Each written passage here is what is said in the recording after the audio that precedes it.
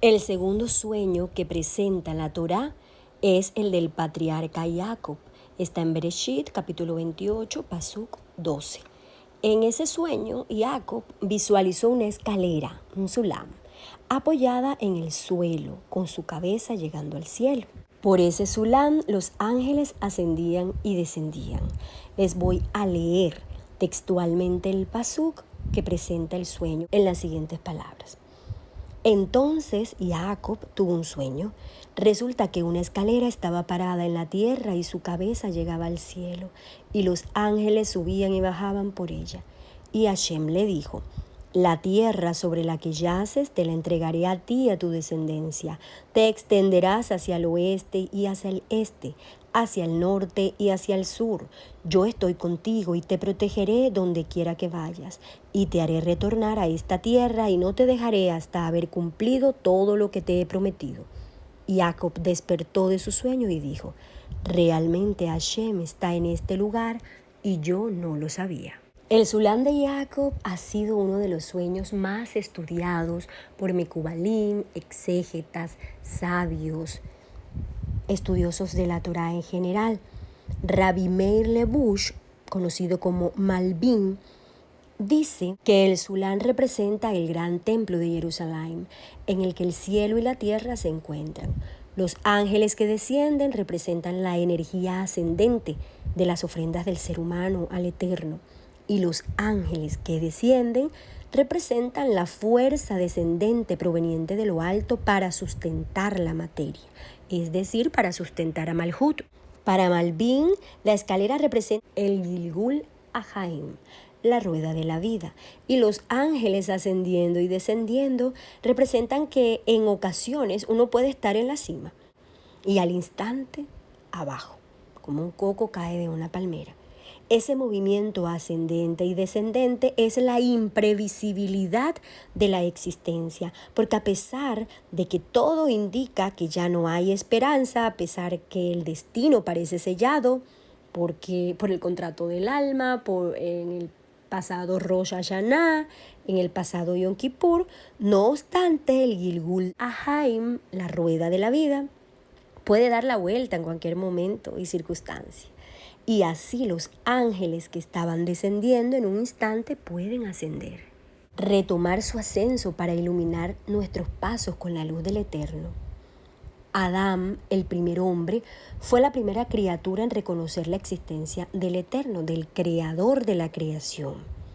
Hasta que Adán fue creado, la desunión, la desconexión entre cielo y tierra era categórica. Adán, por medio de su reconocimiento, logró unir, logró conectar esas dos entidades tan distantes y antagónicas como lo son la materia física por un lado y la realidad divina por el otro. El Zohar afirma que Jacob era la expresión de la armonía de Adán. Así como Adán, el primer hombre, fue conector entre lo mundano y lo divino, también Jacob lo fue. Una de las interpretaciones de el Sulam de Jacob, de este sueño de la escalera, es que Jacob mismo era la escalera y que tenía su base en el suelo. La parte superior llegaba al cielo y los ángeles, que eran las fuerzas espirituales, ascendían y descendían por esa escalera. Jacob era la conexión entre el cielo y la tierra, lo que indica que el Sadik, el hombre justo, es la conexión entre el cielo y la tierra. El Midrash tiene por su parte otra lectura de esta interpretación en que Jacob mismo era la escalera también, ¿no? Toma la expresión: los ángeles ascendían y descendían por ella, en el sentido que algunos ángeles lo exaltaban a Jacob y otros lo disminuían. Algunos malajim lo vanagloriaban, reconocían sus méritos, mientras que otros tenían esa influencia del mal. Los malajim que lo veían conectado con el mundo superior eran los que lo alababan, mientras que los que lo veían durmiendo lo rebajaban. Los primeros malajim veían el carácter divino de Jacob, los segundos veían su faceta humana y como tal merecía ser humillado porque, en opinión de los malajim, el ser humano es inferior a ellos. El Midrash, Bereshit Rabá 8.5, dice, estos malajim que lo rebajaban eran los mismos que en su momento se habían opuesto a la creación del ser humano. ¿Qué estamos entendiendo? Que estos malajim eran ¿quién? Los malajim cuestionaron al Supremo que no tenía sentido crear a un ser materialista como el hombre, porque lo que realmente cuenta es el valor divino como lo representan los malajim, los ángeles. Pero el Eterno le respondió que el hombre que se disponía a crear era la conjunción de materia y divinidad, y desde la materia él podría acceder a niveles divinos superiores aún a los de los malajim.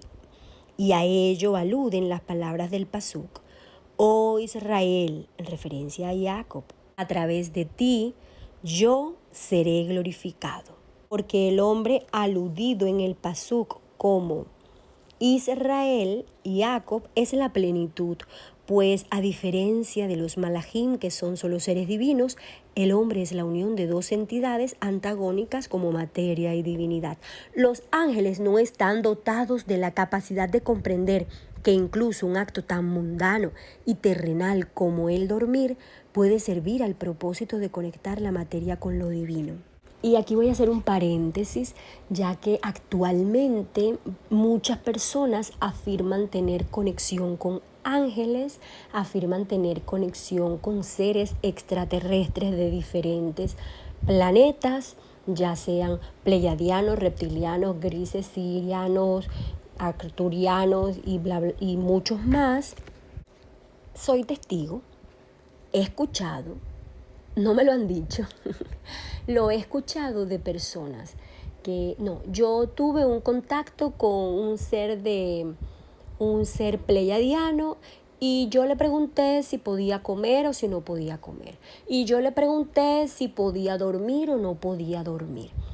Miren lo que nos están diciendo aquí los sabios y lo que nos está explicando el Midrash Bereshit Rabá. Los ángeles no están dotados de la capacidad de comprender que incluso un acto tan mundano y terrenal como el dormir puede servir al propósito de conectar la materia con lo divino. Así que yo no voy a entrar a juzgar si es cierto o no es cierto que una persona tenga un contacto con un ser pleiadiano o arturiano o siriano o X de X o Y planeta. Puede ser, yo no lo sé, no, así como en algunas ocasiones les he contado experiencias preternaturales que he vivido y me pasó esto y viví aquello.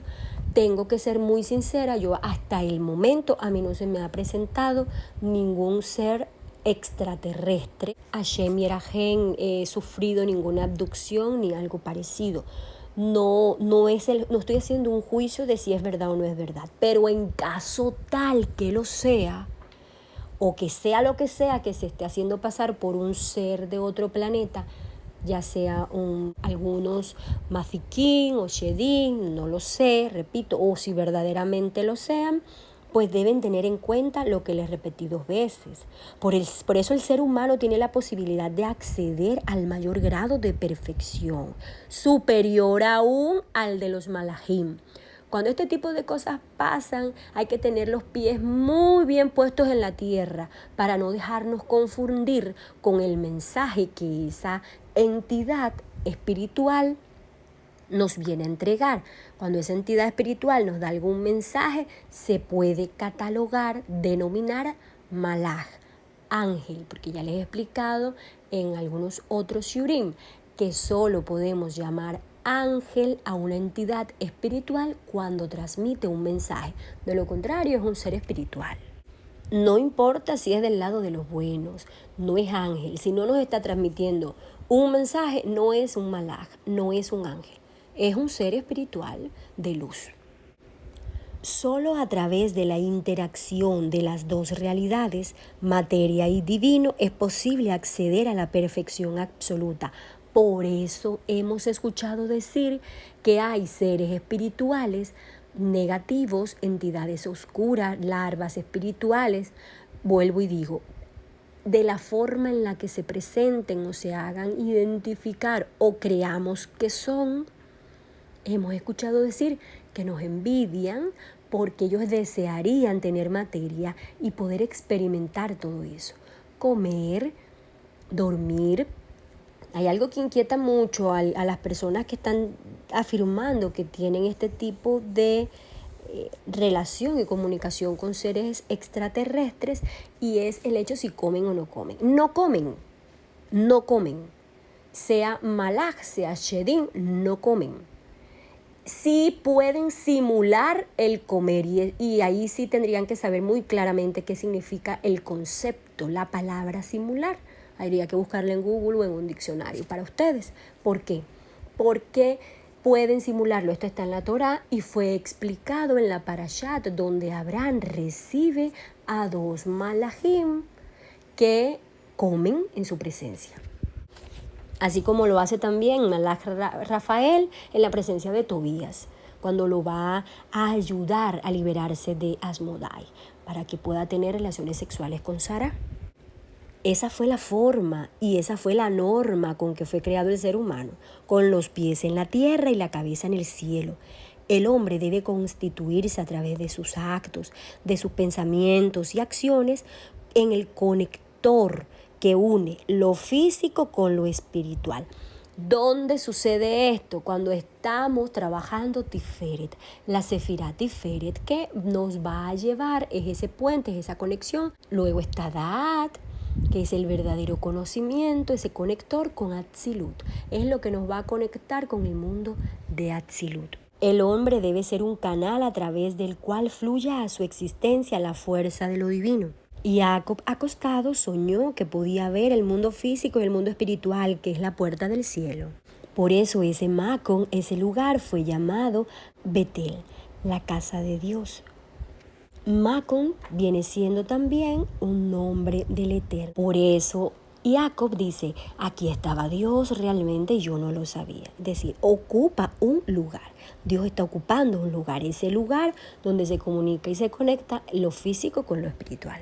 Jacob toma las 12 piedras y forma un Shem, un nombre. Cuando habla Bereshit de piedras, tomó piedras, pues cada letra hebrea correspondía a una piedra.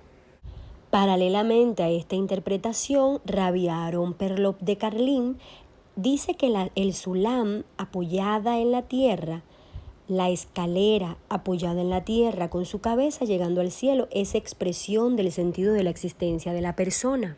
Si bien es cierto que el ser humano debe tener firmemente sus pies en la tierra, procurando su sustento, su realización en las cuestiones materiales, por lo contrario habría un desequilibrio en Yesod completamente. De esa misma manera, el hombre debe llevar su cabeza al cielo.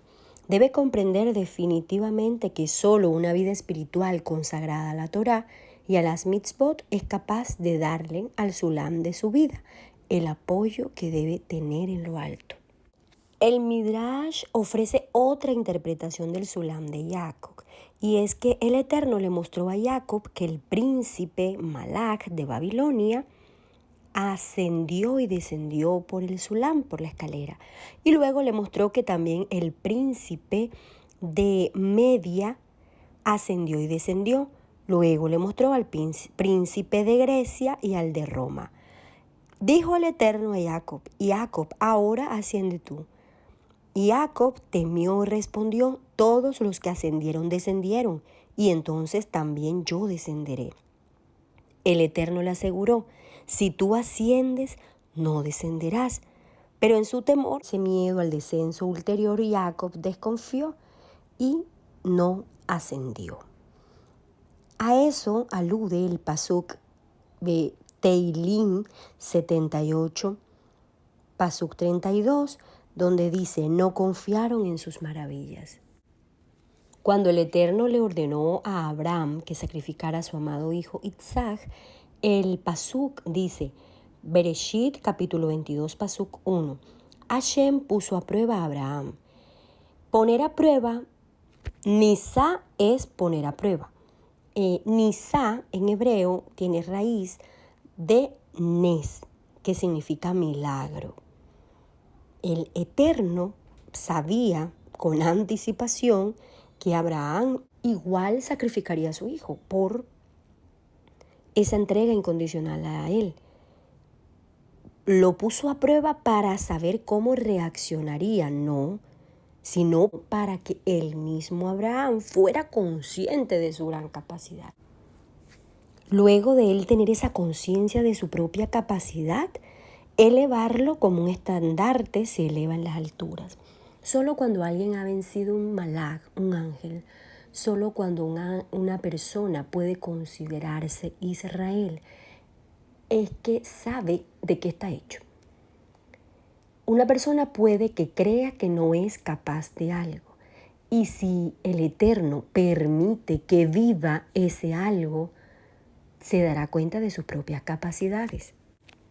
Por eso no todo descenso es retroceso.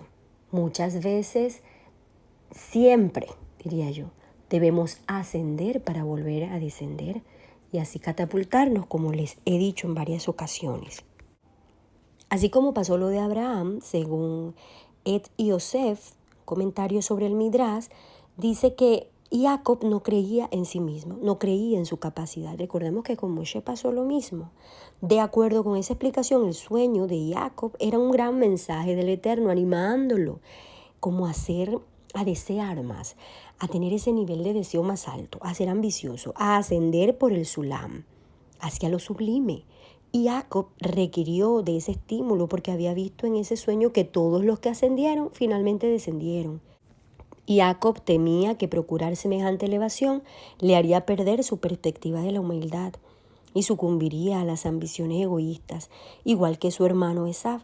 Pero finalmente Jacob comprendió que su vida no podía ser guiada por la inacción, por la pasividad. No es un vehículo realmente la pasividad para alcanzar ningún objetivo, solo por cuidarse, por tener miedo a relacionarse con la gente, esos son desequilibrios en Yesod. Y sin haber equilibrado Yesod, no equilibramos Tiferet. Y Jacob es el arquetipo de Tiferet, del yo soy, pero un yo ya equilibrado, armonía, belleza, el yo soy.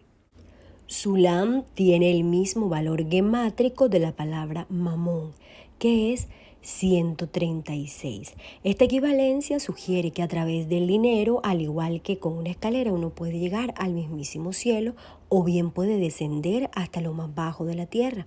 Uno puede utilizarlo para obras de bien o para satisfacer sus placeres más inmediatos.